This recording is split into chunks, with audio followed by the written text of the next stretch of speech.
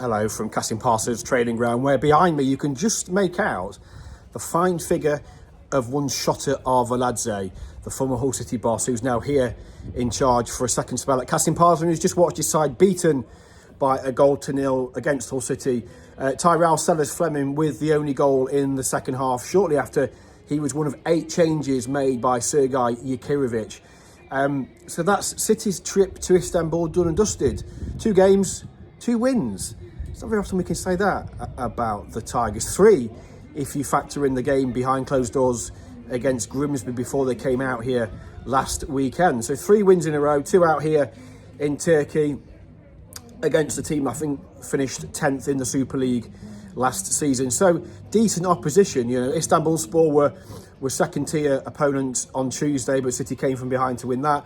And this one was it got better as the second half wore on, I think it's probably fair to say. The first half, City were, I say, under the cosh. They gave up a lot of possession and never really carried a huge threat, particularly down the middle with Carl Joseph. They couldn't really get him in the game.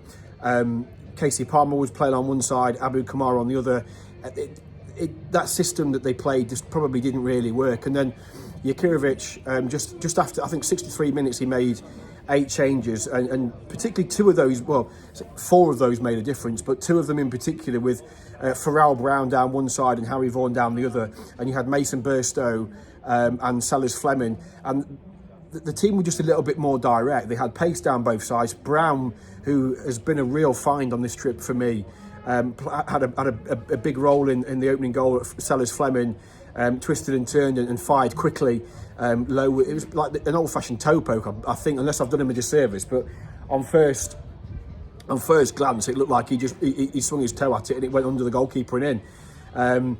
But yeah, Brown was brilliant, and there was another moment shortly after that where he took down a ball from Shelvey and pinged and fed Harry Vaughan, who really should have hit the target but didn't. And Tyrell Brown has been a real bright spot. I think it's been a great trip, if I'm honest. I think everybody seems really happy. The players seem really content. They know what they're being asked to do. The manager keeps, I don't want to oversimplify it, but he makes it really simple. Perhaps in the past there were managers that have overworked the players. I think back to 12 months ago, and I said this earlier in the week, that they were doing 2 sessions a day, one of which was in the real heat, 35, 36 degree heat. He's had them training at kind of 6 o'clock at night, where it's still warm, but it's a lot cooler, and I think they've appreciated that. And I just think that particularly with the transfer situation at the football club, it's going to potentially hand an opportunity to other players, the likes of Sellars-Fleming, the likes of Tyrell Brown. Maybe Vaughan's going to get another go. Cathal McCarthy, who, again, I thought he looked very, very good when he came on. Stan Ashby started at left back, and then switched to alongside John Egan when young Zay Myers came on. So, this has been a trip where, last year obviously a lot of young players played last year because of the skeletal nature of the squad. This time around, it feels like it's been a more natural kind of fit for them. And as I say, Brown has been the one that's really stood out for me. He's pacey, he's direct, he takes players on. He's everything you want from a winger, really. It's not rocket science.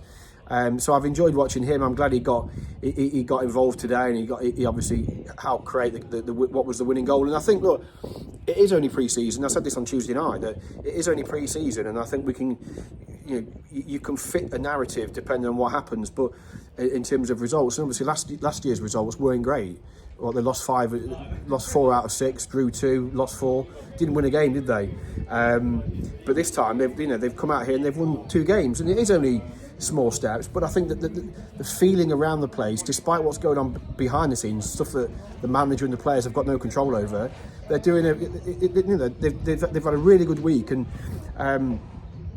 the only blot on the copybook really is the fact that Louis Coyle has done his hamstring, so he's now out for 4 to 6 weeks. We've been told it is Louis, so there's a fair chance he'll be back quicker than what he's expected. But it does also hand a chance to Cody Drame, who I think's been fantastic this week as well. So that is the only blot on the copybook, losing the skipper for probably the next month at least. Obviously Sean McLaughlin has gone. There's interest in Alfie Jones. There's interest in Stephen Alzata. They need to sort out the situation with Gustavo Puerta and Rida Lalui. So that'll all come out in the wash. They are close, very, very close to a new signing, a central defender. I believe he could be in the door by middle of the week, maybe even in the squad at Stockport next Saturday. So that's one to keep an eye on. Hopefully we'll have more information on that over the next 24, 48 hours. But that's it, signing off from here in Turkey. It's been another good camp for the Tigers, but probably just what they needed, given everything that's going on, with the transfer situation.